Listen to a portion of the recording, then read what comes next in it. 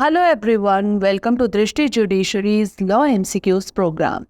Practice questions covering legal current affairs, general knowledge and previous year questions. Let's begin today's episode.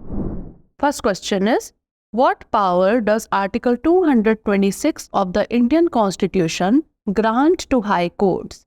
To create new laws, to issue writs, directions or orders, to impose taxes or to declare emergency. भारतीय संविधान का अनुच्छेद 226 उच्च न्यायालयों को क्या शक्ति प्रदान करता है?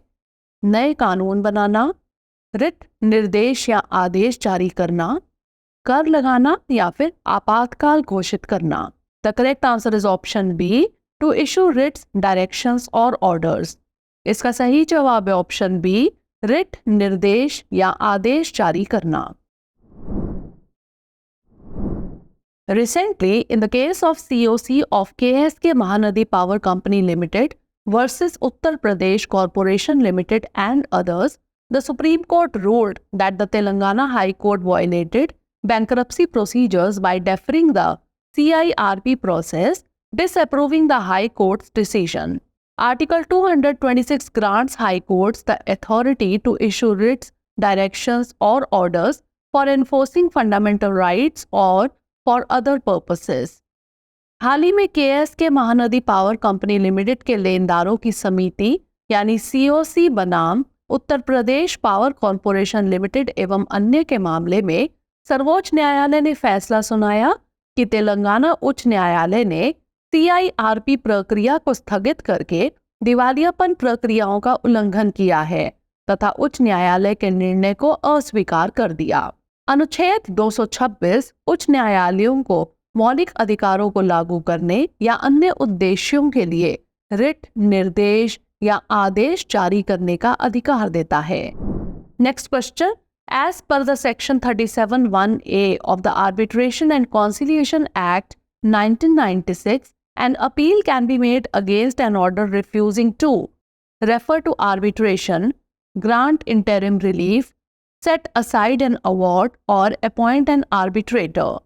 मध्यस्थता और सुलह अधिनियम 1996 की धारा 37(1)(a) के अनुसार निम्नलिखित से इनकार करने वाले आदेश के खिलाफ अपील की जा सकती है.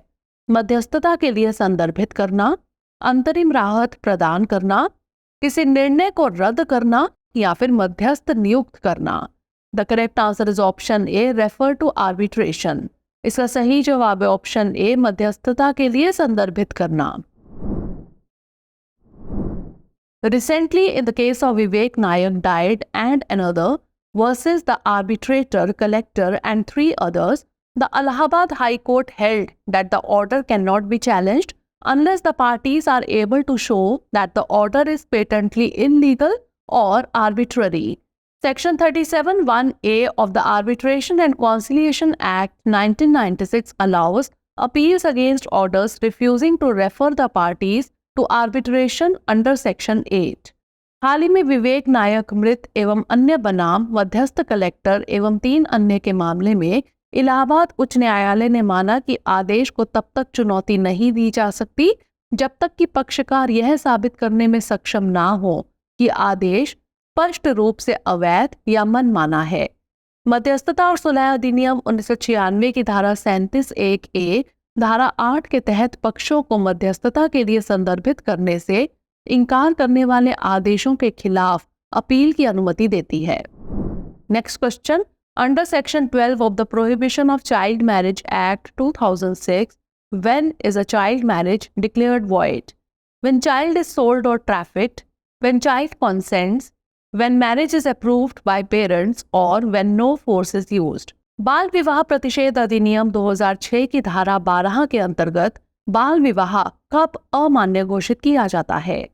जब बच्चे को बेचा जाता है या उसकी तस्करी की जाती है, जब बच्चा सहमति दे, जब माता पिता द्वारा विवाह को मंजूरी दे दी जाती है या फिर जब कोई बल प्रयोग नहीं किया जाता. The correct answer is option A, when child is sold और ट्रैफिक्ड. इसका सही जवाब है ऑप्शन ए, जब बच्चे को बेचा जाता है या उसकी तस्करी की जाती है.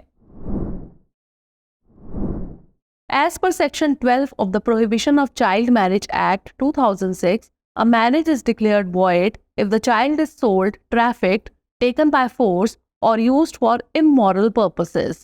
बाल विवाह निषेध अधिनियम 2006 की धारा 12 के अनुसार यदि बच्चे को बेचा जाता है, तस्करी की जाती है, बलपूर्वक ले जाया जाता है या अनैतिक उद्देश्यों के लिए उपयोग किया जाता है, तो विवाह अमान्य घोषित कर दिया जाता है।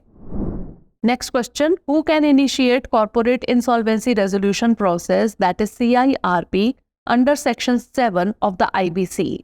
Operational creditor, financial creditor, corporate debtor only or employees of the company? IBC की धारा 7 के अंतर्गत कॉर्पोरेट दिवालियापन समाधान प्रक्रिया कौन शुरू कर सकता है? परिचालन ऋणदाता, वित्तीय ऋणदाता, केवल कॉर्पोरेट देनदार या फिर कंपनी के कर्मचारी? The correct answer is option B, financial creditor. इसका सही जवाब है ऑप्शन बी, वित्तीय ऋणदाता। Section 7 of the Insolvency and Bankruptcy Code 2016 allows only financial creditors such as banks or financial institutions to file an application to initiate corporate insolvency resolution process. दिवाला और दिवालियापन संहिता 2016 की धारा 7 केवल वित्तीय लेनदारों जैसे बैंक या वित्तीय संस्थानों को कॉर्पोरेट दिवाला समाधान प्रक्रिया शुरू करने के लिए आवेदन दायर करने की अनुमति देती है। Last question, claims and objections to attachment of properties provided under which one of the following sections of the CRPC? Section 84, section 85, section 86 और सेक्शन 87।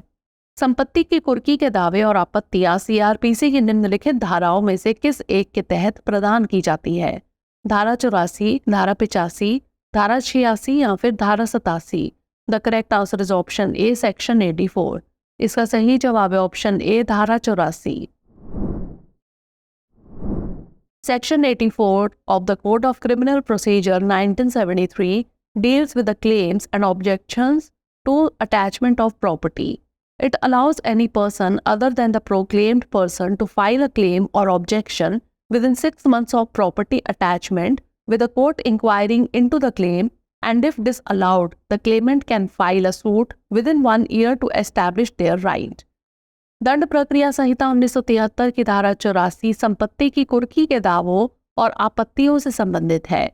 यह किसी भी व्यक्ति, घोषित व्यक्ति के अलावा को संपत्ति कुर्की होने के 6 महीने के भीतर दावा या आपत्ति दर्ज कराने की अनुमति देता है। न्यायालय दावे की जांच करेगा और यदि उसे अनुमति नहीं दी जाती है तो दावेदार अपना अधिकार स्थापित करने के लिए 1 वर्ष के भीतर मुकदमा दायर कर सकता है। Now is the time for practice question. Which case is related to the power of the court to examine the accused? Baba versus Maharashtra, Durbal Singh versus state only, both A and B or none of these? आइए note कर लेते हैं अभ्यास प्रश्न। कौन सा मामला अभियुक्त की जांच करने की न्यायालय की शक्ति से संबंधित है? बाबा बनाम महाराष्ट्र, दुर्बल सिंह बनाम केवल राज्य, ए और बी दोनों या फिर इनमें से कोई नहीं? Send the answer of this question in the comment section. Thanks for watching. इसका उत्तर हमें comment section में जरूर भेजिएगा। धन्यवाद।